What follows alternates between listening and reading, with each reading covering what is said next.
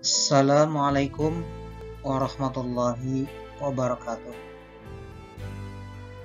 Alhamdulillah ada sekalian yang soleh-soleha.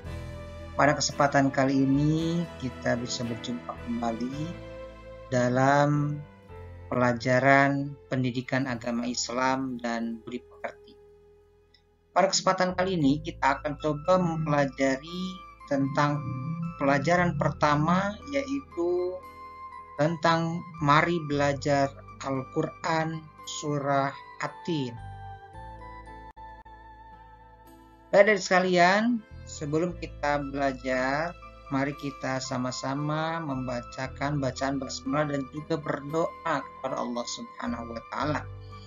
Terlebih dahulu, mari kita sama-sama membacakan bacaan basmalah. Bismillahirrahmanirrahim.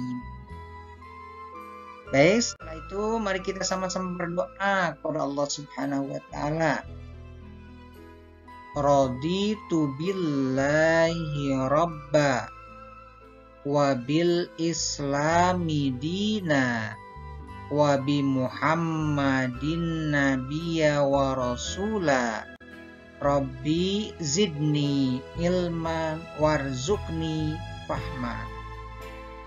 Kami ridho bahwa Allah Subhanahu wa Ta'ala sebagai Tuhanku, Islam sebagai agamaku, serta Nabi Muhammad sebagai Nabi dan Rasul. Ya Allah, tambahkanlah terhadapku ilmu, serta berikanlah aku pengertian yang baik. Nah, berikutnya dari sekalian, tentunya supaya mendapatkan video-video terbaru kaitan pembelajaran kelas 5, diklik tombol like, subscribe, dan lonceng. Jangan lupa ya. Nah, berikutnya kita akan coba kaitan berkenaan dengan tujuan pembelajaran. Mudah-mudahan adik sekalian setelah menyimak video pembelajaran ini diharapkan memiliki kemampuan. Yang pertama, mengetahui makna Quran surat At-Tin dengan benar. Yang kedua, mencontohkan perilaku saling mengingatkan dalam hal kebajikan sebagai implementasi dari pemahaman Quran surat At-Tin. Dan yang ketiga, memiliki sikap saling mengingatkan dalam kebajikan sebagai implementasi dari pemahaman Quran surat At-Tin. Nah, mudah-mudahan ada sekalian yang soleh-soleha, kemampuan yang tadi disebutkan itu mudah-mudahan termiliki oleh adik-adik sekalian. Nah, karena itu tentunya supaya termilikinya tujuan pembelajaran sebagaimana yang diharapkan, adik-adik sekalian simak dengan baik video kaitan pembelajaran berikut ini. Nah, di sini akan ditampilkan surah At-Tin ayat 1 sampai 8. Nah, mari kita sama-sama membaca Quran surat At-Tin ayat 1 sampai 8. A'udzu billahi minasy syaithanir rajim. Bismillahirrahmanirrahim. Wat-tini waz-zaitun wa turi sinin wa hadzal baladil amin. Laqad khalaqnal insana fi ahsani taqwim. Thumma radadnahu asfala safilin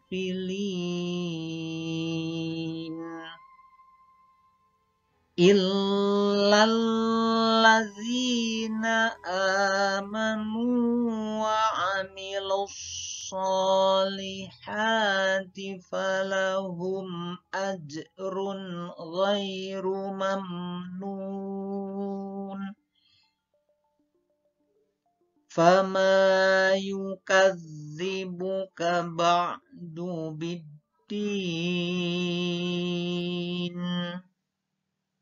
alaisallahu bi ahkamil hakimin.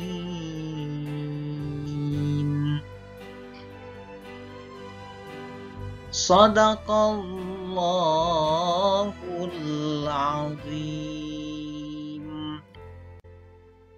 Alhamdulillah, telah kita bacakan surah At-Tin mulai dari ayat pertama sampai ke-8.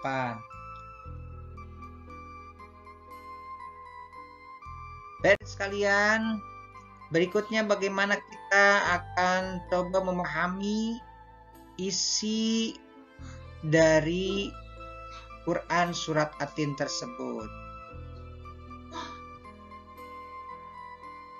Ayat pertama. Nah, dalam ayat pertama disebutkan watini wa zaitun. Allah Subhanahu wa taala bersumpah demi buah tin dan buah zaitun. At-Tin adalah buah yang enak dan lembut serta cepat dicerna. Ia menjadi obat yang banyak manfaatnya. Memperhalus fisik, mengencerkan dahak, membersihkan ginjal, menghancurkan batu pada saluran air seni, menggemukkan badan dan dapat melonggarkan rongga hati dan limpa.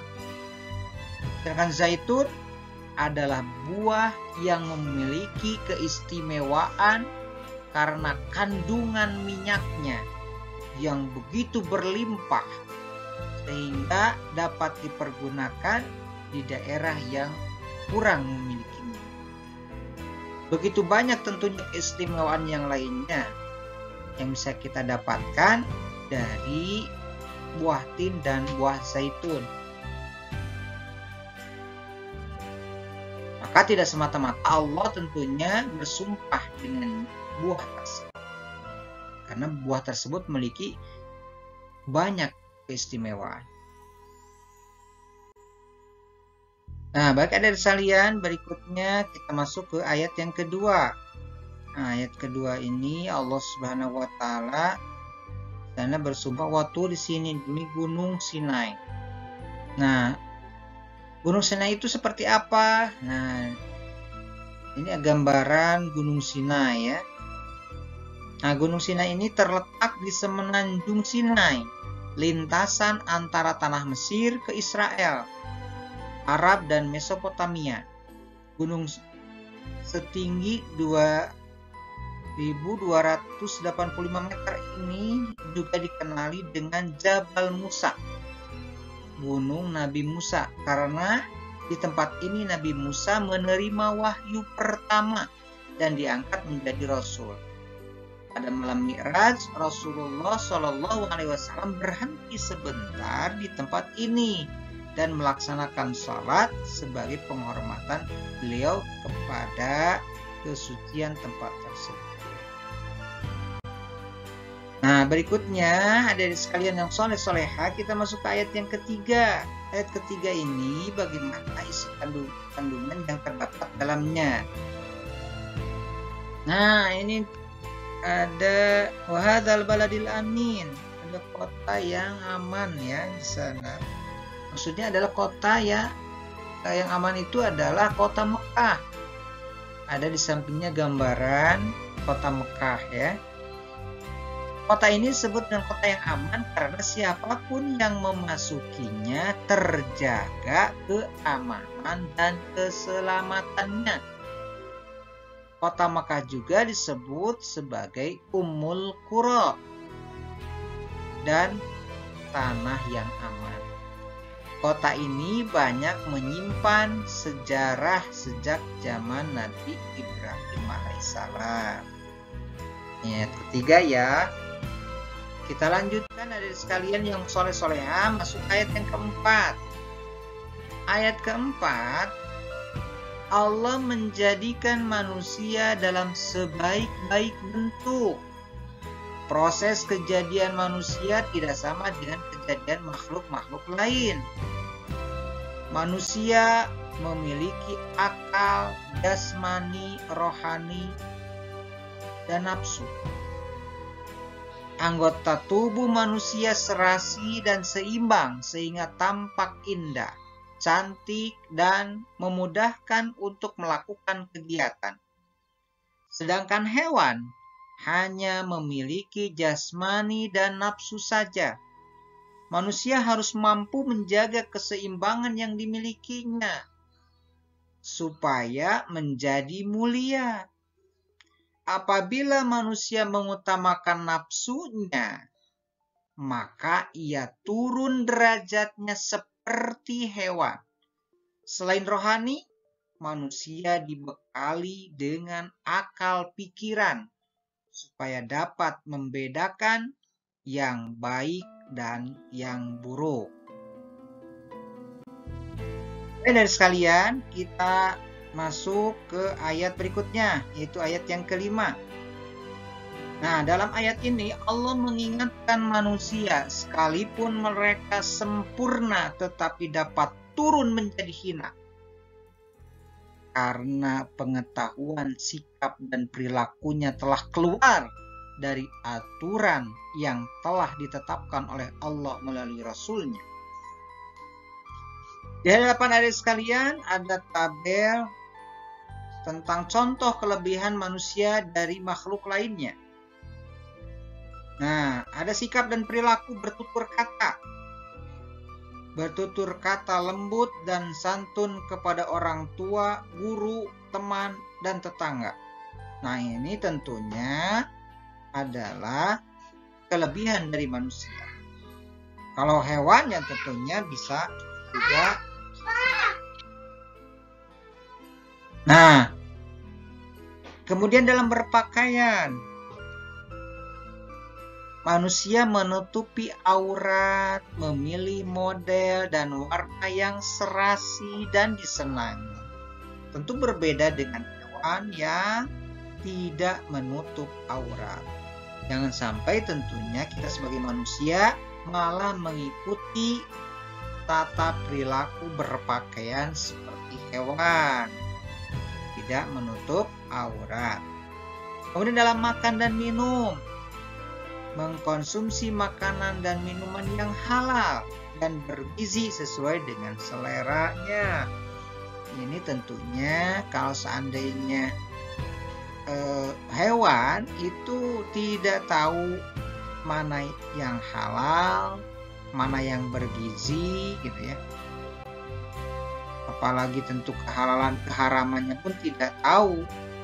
Segala macam makanan dan minuman dia masukkan ke dalam perutnya. Berbeda dengan manusia, harus mengkonsumsi makanan yang halal dan tentunya diusahakan bergizi. Kemudian bergaul dengan teman sama teman, berkumpul dan bersilaturahim sama teman dengan baik dan tidak menyakiti. Seperti hewan kan saling menyeluduk, ada kalau misalkan ayam bertengkar melulu gitu ya. Kemudian kegiatan yang lainnya tentu. Berikutnya, menggunakan anggota tubuh. Nah, tentunya manusia menggunakan anggota tubuh sesuai fungsinya terhadap hal-hal yang dibolehkan agama. Tangan jangan main pukul sembarangan, kaki jangan menendang sembarangan, mulut jangan berbicara sembarangan gitu ya. Kemudian ada sekalian yang soleh-solehah, ayat yang ke-6 selanjutnya. Orang yang tak pernah hina adalah mereka yang beriman dan melaksanakan amal soleh. Orang yang demikian itu akan selamat dari kehinaan dunia dan akhirat. Nah, bagaimana di sini contoh orang yang beriman dan beramal soleh? Dalam gambar ada yang sedang sholat, kemudian bersedekah, memberikan sesuatu yang bermanfaat pada orang yang membutuhkan, kemudian ikhlas menolong, ya. Kemudian ayat yang ke-7, hadirin sekalian yang soleh-solehah, di sini diterangkan bahwa pada hari kiamat nanti ada hari pembalasan terhadap perbuatan manusia yang baik dan buruk. Manusia seharusnya tidak meragukan adanya hari pembalasan, karena Allah sudah menunjukkan bukti-buktinya. Allah memberikan akal kepada manusia untuk berpikir tentang ciptaannya dan hati untuk merasakan iman. Pertanyaan Allah itu untuk mengingatkan adanya hari kiamat agar manusia tidak lupa dan lalai sehingga terjerumus dalam dosa dan kehinaan. Berikutnya dari sekalian ayat yang terakhir, ayat yang ke-8. Dalam ayat yang ke-8, Allah Subhanahu wa Ta'ala adalah yang maha mengetahui. Sebagus-bagus pencipta dan pengatur segala urusan, Allah memberi keputusan atas segala persoalan. Tiada perbuatan walau sekecil apapun yang dapat terlepas dari pengadilannya. Pengadilan Allah adalah sebaik-baik pembuat keputusan. Allah Subhanahu wa Ta'ala Maha Pengasih kepada hambanya. Ia senantiasa mengingatkan agar manusia tidak lupa diri. Jika ternyata manusia masih melakukan dosa, maka karena keadilannya, manusia akan menanggung akibat dan pembalasan atas dosanya itu. Allah Subhanahu wa Ta'ala juga telah menyiapkan kenikmatan bagi orang yang menjalankan syariatnya. Nah, itu ada sekalian. Itu yang bisa disampaikan pada kesempatan kali ini. Mudah-mudahan penjelasan singkat tadi ada sekalian mampu memahami makna Quran surat Yasin. Dan tentunya kalau seandainya dirasa belum tercerna, terpahami, adik-adik bisa mengulanginya dari awal. Jadi sekalian, itu yang bisa Bapak sampaikan pada kesempatan kali ini. Kita berdoa, sudah belajar. Ikuti ya bersama-sama. Allahumma inni astaudiuka ma'alam tanihi fardudhu ilayya inda hajati ilaihi wala tungsinihi ya rabbal alamin. Ya Allah, sesungguhnya aku menitipkan kepadamu apa yang telah engkau ajarkan kepadaku, maka kembalikanlah kepadaku saat aku membutuhkannya, dan janganlah engkau jadikan aku lupa padanya, wahai Tuhan semesta alam. Tidak lupa tentunya diakhiri dengan membacakan hamdalah. Alhamdulillahi Rabbil Alamin. Segala puji bagi Allah, Tuhan semesta alam. Itu saja yang bisa Bapak sampaikan pada kesempatan kali ini. Wassalamualaikum warahmatullahi wabarakatuh.